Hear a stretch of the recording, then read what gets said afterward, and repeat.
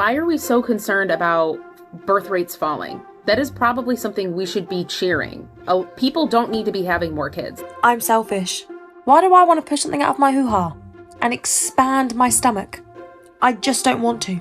Do you want kids? I think it would be really neat to just focus on myself for my whole life. You cannot look at this and tell me that you don't have baby fever. Ooh, I absolutely can, so please get it away from me. There is literally nothing appealing about motherhood and having a child.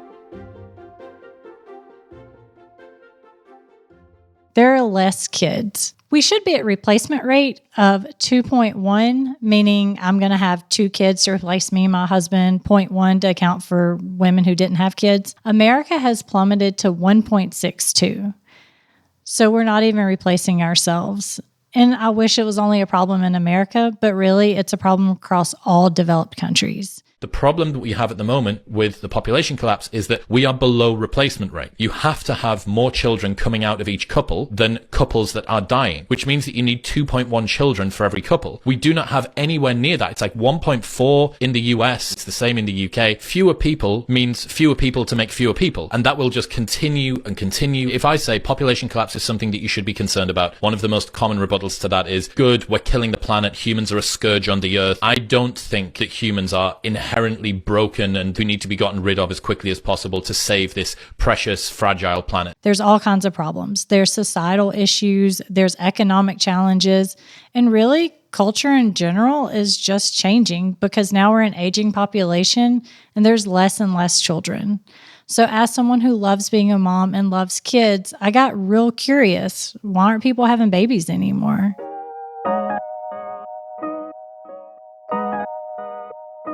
As I dug deeper, there is the good news.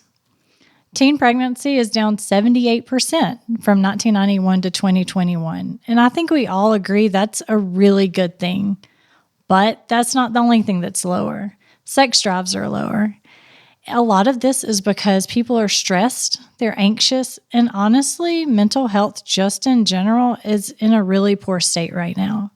People are spending more time alone. They're online more. They spend time on social media, watching movies, and they're not out at social events as much. This is causing a really low libido. And honestly, it's just less chances you can meet someone to have sexual activity. What's your average screen time? Oh, yeah, 7.5 hours. 7 hours? Do you care? Do you think that's too high? No. This should not be a publicized. 9 hours today and it's 3 p.m. Oh, and it's 15 hours on Saturday. I'm not even awake that long. 18 hours? 21 hours in one day? Wait, that's not possible. Wait, why is social 12 hours? Over half of 18 to 34-year-olds, which would be our most fertile ages, aren't in long-term relationships, and they really don't feel the pressure to have long-term relationships. So if our most fertile age group isn't having relationships, we're going to have less and less children. There is a rise in infertility. This is due to environmental toxins. It's due to health concerns like PCOS, diabetes, obesity, and declining sperm count. I struggled with infertility, and it took me a decade to get pregnant with our children. I would have had 3 or 4 children, but because it took me so long, I only had fertile years to have 2 children. It's an emotional strain for people who have struggled with miscarriages and just getting pregnant in general. So once people do finally get to have one child, hopefully, they're kind of done a lot of times because financially they can't afford IVF again, or emotionally they just can't handle having another miscarriage. People over the age of 50 who have not had children, they say, look, it just didn't happen. Basically, I wanted to, but it was bad luck. Young people today say, I'm not even out here trying. I, period, full stop, don't want children. It wasn't that people suddenly decided, okay, well, I'm not going to have children. It was more that people decided, well, I'm not going to do it now. He's 25, 27. I'm going to wait till I'm 30. It's hard to watch those women in your film express how painful it is to live the rest of their lives without children, family, or grandchildren. Yeah, and the university described it as grief. It's grieving something you never had, which in some ways can be worse because you don't exactly know what it is you're grieving. You never got to hold that child, to be able to, you can't have a photograph of them. And I don't want to it wouldn't be right to contrast and compare, but I can tell you the depth of grief that you sense. I think the reason these women, and actually men too, opened up while I was filming was I don't think they'd talked to anybody before. This was the first time, because it's something we don't talk about. It's more acceptable now for people not to have children or to only have one child. If it was in the 1950s, that's when people would start a family, get married, and that was the beginning of their adulthood. But today, it's kind of the capstone. People are more individualistic, where they want to focus on their career, they want to travel, have fun, live life, and then when they're ready to settle down, they get married and have kids. My husband and I are at that point in our lives where we have to decide if we want kids or not, and we were both no on kids. But someone is kind of changing their mind about it. But when I have like a perfect day like today where I go for a workout, get my lashes done, get high, and then pig out on sushi while not watching Frozen for the millionth time, I'm like, am I stupid for ruining a good thing? There's also a rise in a child-free movement where women are choosing not to have children at all. They want to not be responsible for someone else. They want to travel and have fun, move if they want to without thinking about what school district are they in, and they just want to enjoy life kind of on their terms. And so they're choosing not to have children at all. I live my life for me and who I really want to be. There's so much life I have yet to live, and I don't want to be burdened by having children. More often than not, men don't help anyways. And so it's just really sad to see a woman drained next to me feeling like a woman where I'm like, wow, I get to be whatever I want to be because I will never have to be somebody's mommy other than my cats that I choose to bring into my life. All of the energy that would have been sucked up by children will be able to be provided to myself, to my friends, to my family, to my projects, to like anything other than children. Men are having a parallel movement where they want to focus on their career. They want to live life on their own terms. And for men, they have a different aspect, being if they do get married, they get divorced and they had children, then they're going to go through the legal system. And a lot of times for men, that becomes a huge financial hit to their income because now they have child support. I was answering someone's question on what I think about MGTOW, which stands for Men Going Their Own Way, which is essentially a philosophy or a movement. It's a group of men who are refusing relationships and they're refusing marriage and they're refusing having families because they essentially believe that the large majority, if not all, of women are hypergamous and incapable of loyalty. They're frustrated by things like feminism and the court system, and a lot of them have had really bad experiences with divorce and losing all their possessions, losing custody of their children. I think men's has had enough using the children as leverage. Fathers are in a position where we have to pay for a child that we can't even see. Men and women in two different aspects are just deciding that children's not for them. One of the big things that we see right now is men are going their own way because it's gotten to the point where guys aren't feeling respected in the dating market. They just feel like they're being used for money and that respect element isn't there. So from a girl's point of view, there are some girls who would just go on like date after date after date, still expect the guy to pay for every single one. The traditional standard for the guy of being the gentleman, being the one who pays, that's still there. But then the ladylike aspect for the women, that's no longer a thing, right? Most couples are meeting online now. The online dating scene, from what I hear, can be a train wreck. There's choice overload, but also after you go on these dates, people become more cautious or cynical. And a lot of those relationships are short term. So none of them are leading to marriage and children and something long term. And eventually people just decide either not to get married or they finally meet that person later in life. And again, their lifetime fertility has shortened. Back in 1980, people were getting married at around 20, and that's risen all the way to 28. On an almost global basis, if you have not had, as a woman, your first child by age 30, you've only a 50% chance of ever becoming a mother. People have less family support than they used to. You lived in kind of the same town as your grandparents, your aunts, your uncles, cousins, and siblings. So as you had children, you had a built-in support system.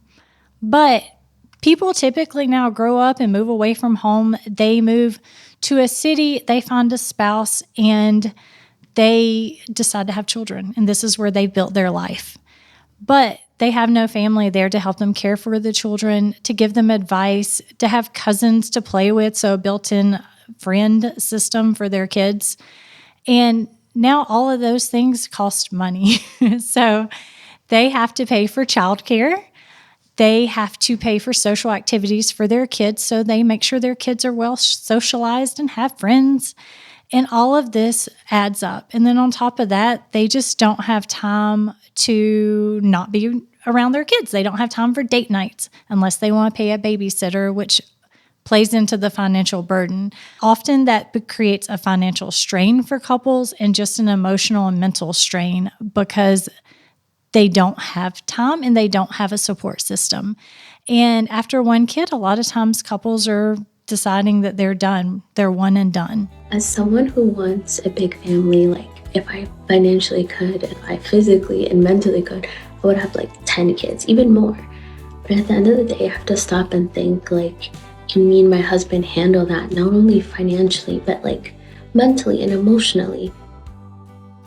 If you are graduating college now, choosing to get married and have kids, life is really expensive. And most likely you are spending a fortune on housing and you're not even buying a house.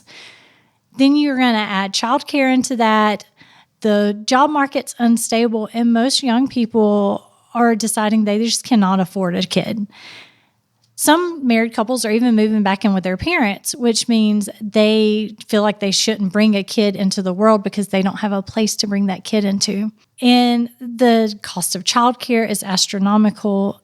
If people are worried about just being able to afford their own life, the idea of adding a child to that is just more than they can handle financially. How on earth are y'all affording daycare? Because I knew it was bad. I didn't know it was this bad. It is $405 a week. That is a little bit over $1,600 a month. I'm sorry, what? I was talking to this mom at a birthday party this weekend, and she was telling me that she went and got a job for $65,000. And I was like, oh, that's really awesome because her husband makes great money, but they wanted extra money. But when you really break it down, her take home of that $65K is only $18,000 a year. 31% don't want kids, on the fence about it because of childcare, which is a fair point because childcare costs have increased 214% since 1990, and childcare for one infant in 2020 was over $12,000 on average.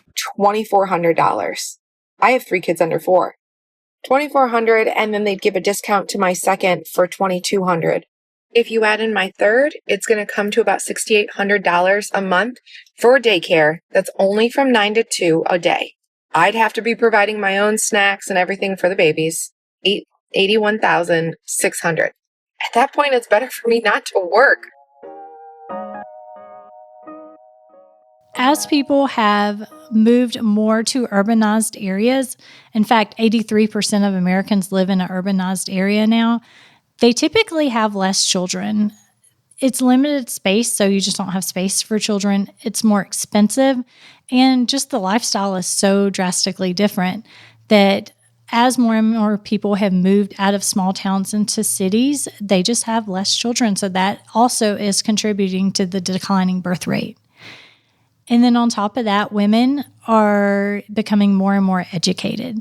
As women get further and further up their career ladder, the idea of cutting back to have children or maybe stepping away altogether just doesn't seem worth it at that point. How's all of this affecting society and culture and just the world in general? Well, less people means less labor. So there are labor shortages and there are economic challenges because there's less consumers, there's less people to produce things. The economy will slow down because of that. Another problem is a worker to retiree ratio. So what that should be is a revolving door. As workers retire, new workers come in, And it just keeps going around because the new workers are going to continue to fund systems like Social Security and Medicare, which will help pay for the aging population. But when there's not workers coming in to pay for that, it breaks the system, and they're trying to figure that out. Things are about to get a lot more expensive for our children. We think inflation's bad now. Half of our state government's revenue comes from sales tax. And if there is less of a population spending money, guess what they have to do? Increase sales tax and increase the cost of goods. Also, speaking of aging population, there's elder care to consider. We need more healthcare workers to even take care of the aging population. But again, the workforce just isn't there to take care of the older population, which is creating more issues within the healthcare system itself, which is already pretty broken.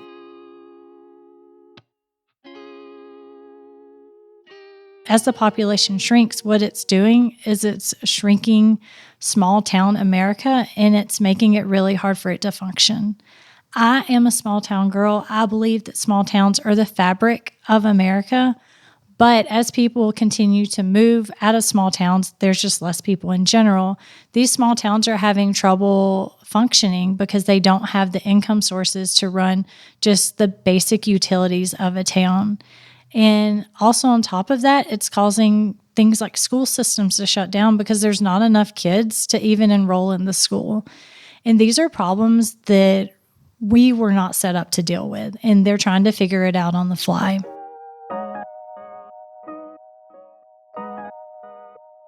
If you're in the South Korean capital with your kids, you can't go to that cafe. You can't come to this cafe either. This cafe told me no babies or toddlers allowed. There are hundreds of places you can't go to in South Korea due to the prevalence of child-free zones. Someone's even tried to put them all on a Google map. This holiday island looks almost completely child-free. So why aren't children allowed in some areas? Well, there's a mix of reasons. Common ones include concerns over unruly kids causing damage or the rights of customers to not be disturbed. Even some parents understand their popularity. People who are in favour of no kid zones just want to enjoy a space without children, regardless of whether or not they have children themselves. I think because of the low birth rate, the focus is now more on unmarried families, and the standards for children seem to be getting higher. They just want children who are like dolls. South Korea has the lowest birth rate in the world. For many women, these child-free zones send a message. Have more children, just keep them at home and out of the way. It is not simply a no-kid zone, but a culture that doesn't welcome caregivers. They're ostracized. In this culture, it is natural and rational to not have children. There are less children in the world, so therefore there's less child-friendly locations. Imagine if you were the only person in a restaurant with a kid because everyone else there was childless. Your child becomes a, quote, problem to society because society is not set up to deal with children. Okay, and also imagine this. Imagine you go to Disney World that Walt Disney set up to be a children's playground, but now you go and it's just full of adults. There are no kids around. It sounds kind of crazy, but it's where our world is heading as the population gets older and older and there's less and less children.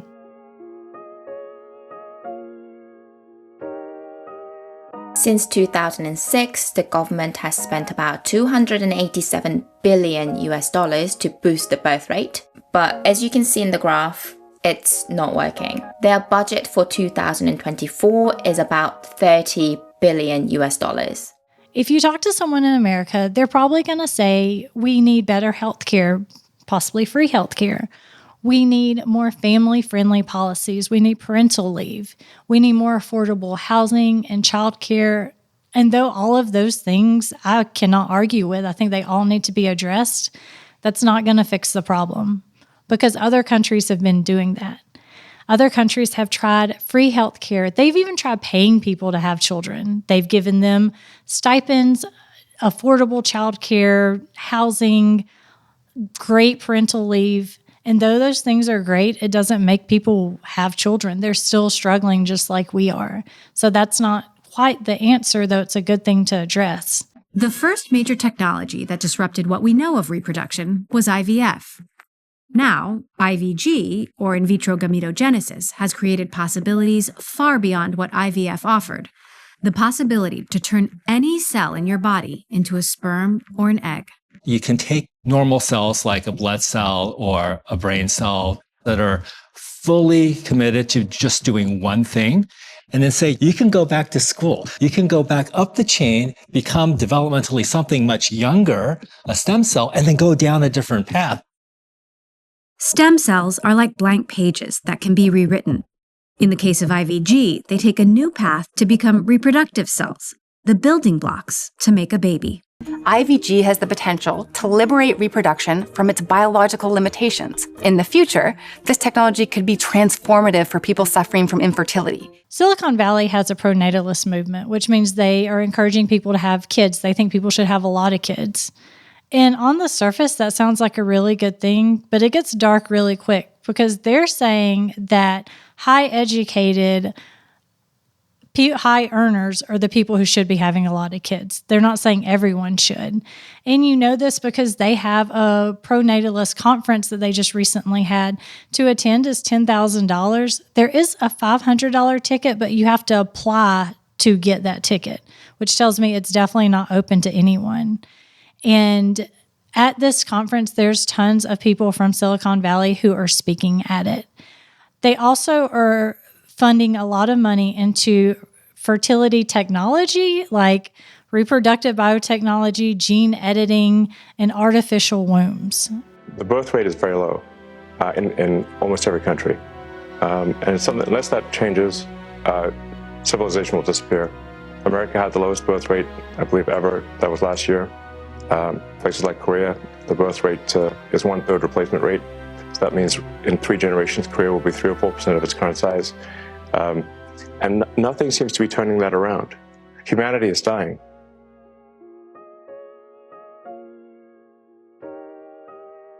You know how the sun is going to engulf the earth in 7.5 billion years? I care about the falling birth rate as much as I care about that. Human beings are incredibly adaptive. They'll adapt. So all of this to say, is it a bad thing that the birth rate is declining? You know, we've heard for years that there is overpopulation. We are going to overpopulate the earth, and the earth is going to cease to exist, basically. So there's that aspect. Is it a bad thing that we are having less kids? There also is a huge push in AI and robotic technology. So if we're worried about replacing workers, they have an answer for that. There's robots and AI. I don't think that replacing humans with robots and AI is necessarily the right thing, not that there's no benefits to that at all. But in order for us to shift society and to change the birth rate across the globe, it's going to take a societal shift. There's no magic bullet of a policy or a technology that can do it. It's got to be people have to want to have kids. You can't force people to have kids. They're trying that. They're trying to pay people. It's not working. People have to want to have kids, and that's a whole cultural shift that is going to have to change where we're headed. But these are my opinions. This is my view, and this is the things I've learned about it. What do you think? Are you having kids? What's your view of the birth rate? Do you have answers for that? I'd love to hear things I may have missed or perspectives I haven't even thought about. So comment down below. Let's get a conversation going, and let's see where it leads. Thanks for joining me, and I'll see you next time. Bye.